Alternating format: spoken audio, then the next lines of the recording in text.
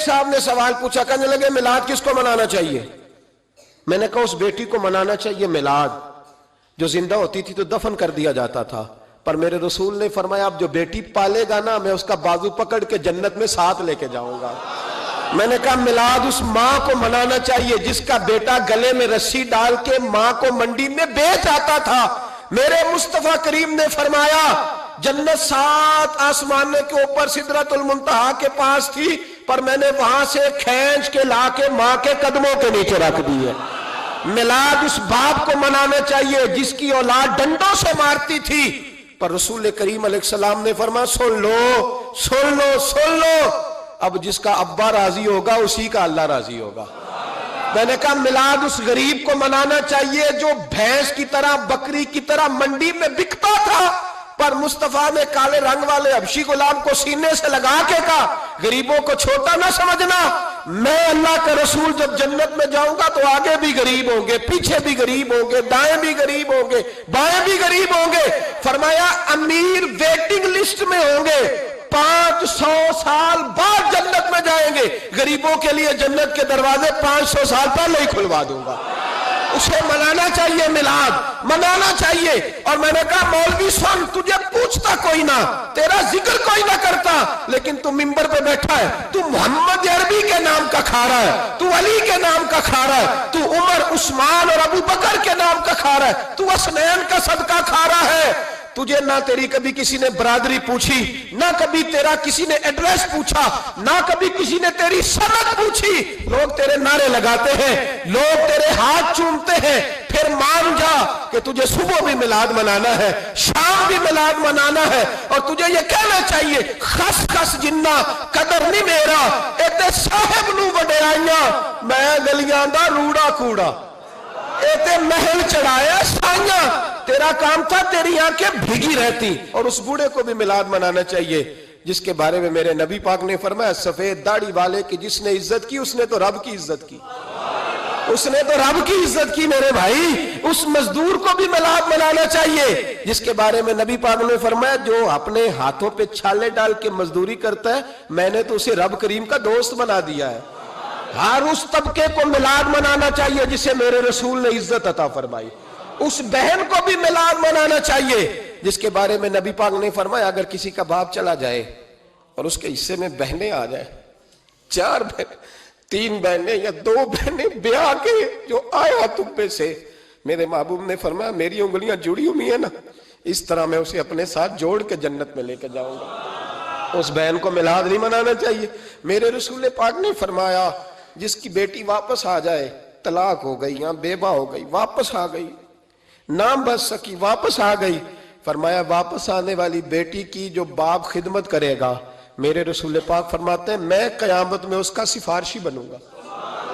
تو اس بیوہ کو اور طلاق یافتہ کو میلاد نہیں منانا چاہیے، وہ اس رسول کا ذکر نہیں کرے گی جس نے اتنا درجہ دے دیا، اتنا نواز دیا، اور تجھے تو صبح و شام میلاد کرنا چاہیے تھا، تجھے تو صبح و شام درود کرنا چاہیے تھا، سلام کے گجرے بھیجنے چاہیے، یا رسول اللہ کہتے تیری زبان جو ہے وہ ہر وقت تر رہنی چاہیے تھی، تو بحث کر رہا ہے، تو اس پہ دلیلیں دے رہا ہے، تو اس پر باتیں کر رہا ہے۔ حضرت عمر سے پوچھنا، حضرت عمر سے، جناب اسامہ بن زید رضی اللہ تعالیٰ عنہ حضور کے غلام تھے، نبی پاک ان سے بڑا پیار کرتے تھے۔ ایک جنگ میں پیسے آئے تو حضرت عمر فاروق رضی اللہ تعالیٰ عنہ نے 25,000 دیا اپنے بیٹے کو، اور اسامہ بن زید کو 50,000 دینار دیے۔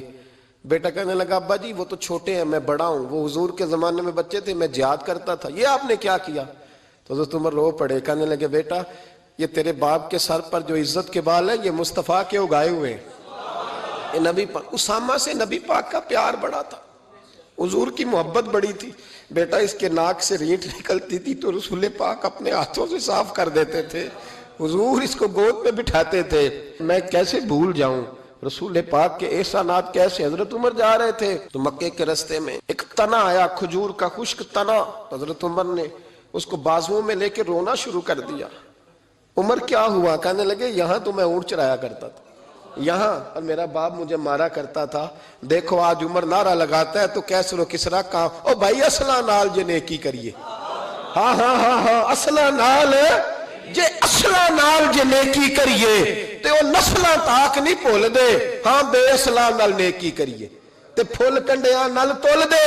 اور سن، تیری دنیا بھی حضور کے صدقے بنی اور تیری قبر میں بھی کوئی ساتھ نہیں جائے گا، کوئی ساتھ نہیں جائے گا، قبر میں بھی مصطفیٰ کریم صلی اللہ ہو۔ اور دیکھنا قبر کے اندر بھی کبھی کوئی گیا ہے؟ قبر میں بھی رسول پاک، قبر میں بھی رسول پاک، قبر میں بھی رسول پاک۔ میرے استاد فرمایا کرتے تھے، بتاؤ جس قبر میں نبی پاک آئیں گے وہاں عذاب کیا ہونا ہے؟ جب حضور ہی آ گئے تو عذاب کیا ہونا ہے؟ نبی پاک تو جدھر سے گزر جائیں رب وہ جگہ جنت بنا دیتا ہے، وہاں کیا عذاب ہونا ہے؟ وہاں تو دیدار ہونا ہے۔ تیری قبر میں بھی نبی پاک۔ اور حضور نے فرمایا میزان عمل پہ عمل تلیں گے تو پھر بھی میں تمہارے پاس ہوں گا۔ حضور علیہ السلام نے فرمایا پل صراط سے گزرو گے تو پھر بھی میں تمہارے پاس ہوں گا۔ اور میرے رسول پاک علیہ السلام نے فرمایا جب تم جنت میں جانے لگو گے تو پھر بھی میں تمہارے۔ تو بتا، تیرے رسول تو ہر وقت تیرے ساتھ ہیں، تو کب نبی پاک کے ساتھ ہوتا ہے؟ تو بتانا تو کب نبی پاک کے ساتھ؟ میں چھوٹے جلسے کا قائل ہوں، لمبی محفل میں گزارش کرتا ہوں دوستوں سے کہ لمبا جلسہ نہ کرو، لیکن ایک جگہ پہ میں گیا تو ایک بڑے پڑھے لکھے آدمی نے مجھے کہا مولانا ان کو سمجھائیں، آدھی رات تک بٹھائے رہتے ہیں، ان کو سمجھائیں۔ میں نے کہا میں سمجھاؤں گا پر آپ بھی ذرا اپنا لب و لہجہ تھوڑا دھیما کریں، تو پوری رات نہیں نبی پاک کے لیے جاگا، اور میرے رسول تو ساری حیات تیرے لیے جاگتے رہے، ساری رات محبوب نے۔ کیا کہتے ہیں بریلی کے امام اعلیٰ حضرت فرماتے ہیں ان کی مہک نے دل کے غنچے کھلا دیے، وہ جس راہ چل دیے ہیں کوچے بسا دیے ہیں، میرے کریم سے گر قطرہ کسی نے مانگا دریا بہا دیے، دربے بہا دیے ہیں۔ اور اللہ کیا جہنم اب بھی نہ سرد ہوگا؟ اللہ کیا جہنم اب بھی نہ سرد ہوگا؟ رو رو کے مصطفیٰ نے دریا بہا دیے، رو رو کے مصطفیٰ نے، اور پھر کہنے لگے رو رو کے مصطفیٰ نے ان کے نثار کوئی کیسے ہی رنج میں ہو، جب یاد آ گئے ہیں سب غم بھلا دیے، جب یاد آ گئے ہیں سب غم اسی لیے تو ہم کہتے ہیں میلاد کھل کے مناؤ۔ رسول پاک کا میلاد بہانے کرتے ہیں، بہانے وہ کرتا ہے جس نے کام نہیں کرنا ہوتا، جس نے کرنا ہوتا ہے وہ بہانے۔ اعلیٰ حضرت نے جو پروگرام دیا وہ بڑا لمبا چوڑا ہے، کب تک کا تجھے کیا بتائے؟ اعلیٰ حضرت فرما گئے حشر تک ڈالیں گے ہم، حشر تک ڈالیں گے ہم پیدائش مولا کی دھوم، اور مثل فارس نجد کے قلعے گراتے جائیں گے، اور خاک ہو جائیں عدو جل کر مگر ہم تو رضا، دم میں جب تک دم ہے ذکر ان کا سناتے جائیں۔